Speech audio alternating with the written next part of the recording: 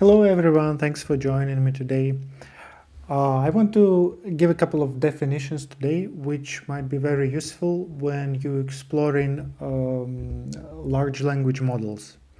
So one important notion to remember, it's called vectorization. So what's a vectorization, right? Have you thought about it? When a large language model generates a text or receives an input, it needs to convert this input or output into a form which is readable for the model, right? And normally vectorization is used. It means that there is a process of converting the letters or images or whatever you do as input into vectors or a specific digital format. Vectorization comes from NLP, so neural language programming, and there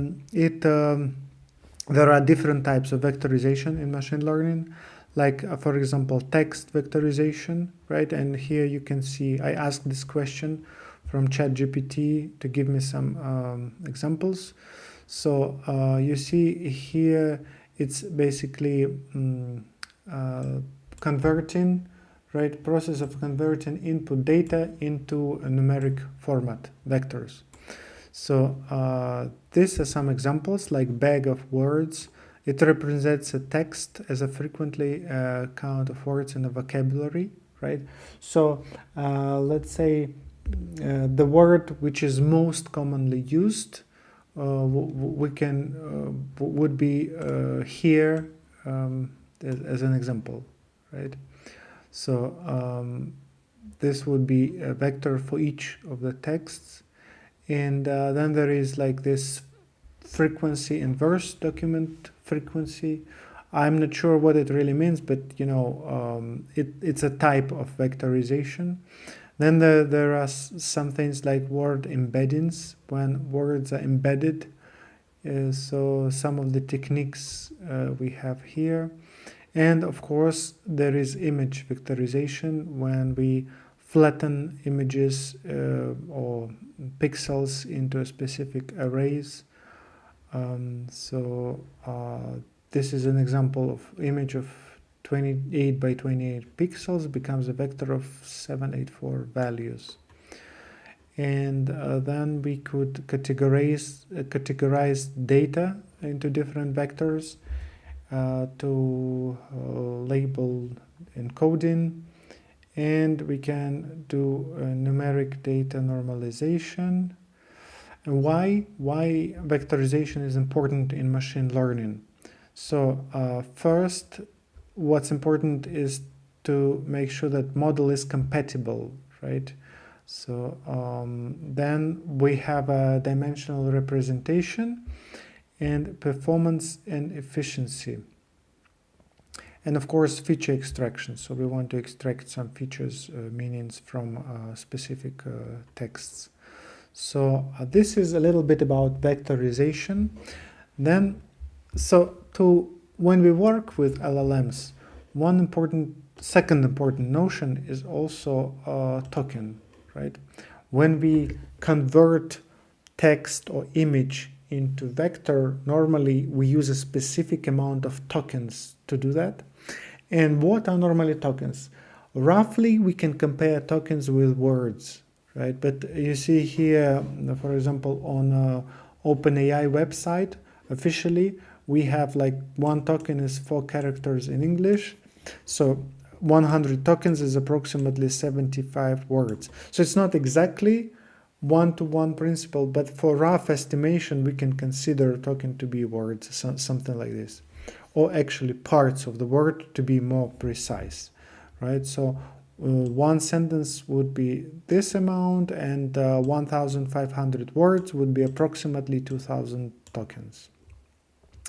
So the reason we talk about tokens, because first of all, if we use Azure AI as a service, let's say we build it in Azure, we provision Azure AI, then we pay based on the amount of tokens that we used, right? So it's used for billing purposes on the one hand, and on the second hand, you see it uses to see how large the prompt can be, right?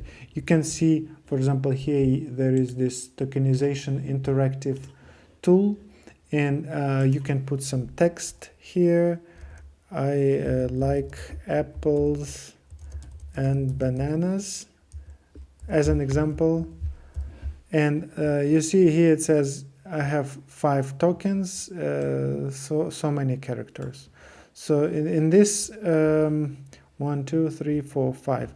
Actually, for this model, right, I have exactly the same amount of words as the amount of tokens.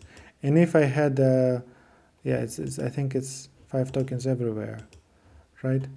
So yes, but here you get an idea. With a tokenizer, you can estimate how large your prompt is, how many tokens would be consumed. And of course, there are limits for tokens, like depending on the model. So you see here we get some examples, but actually tokens can influence on the prompt size. So prompt size could be, I think it's yeah, so 128,000 tokens.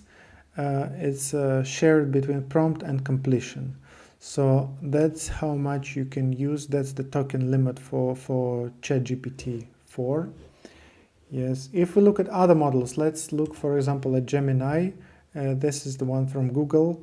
So this is the most basic ones. Yes, the most basic, the free one. This is the paid versions. So let's look at the most basic models they offer.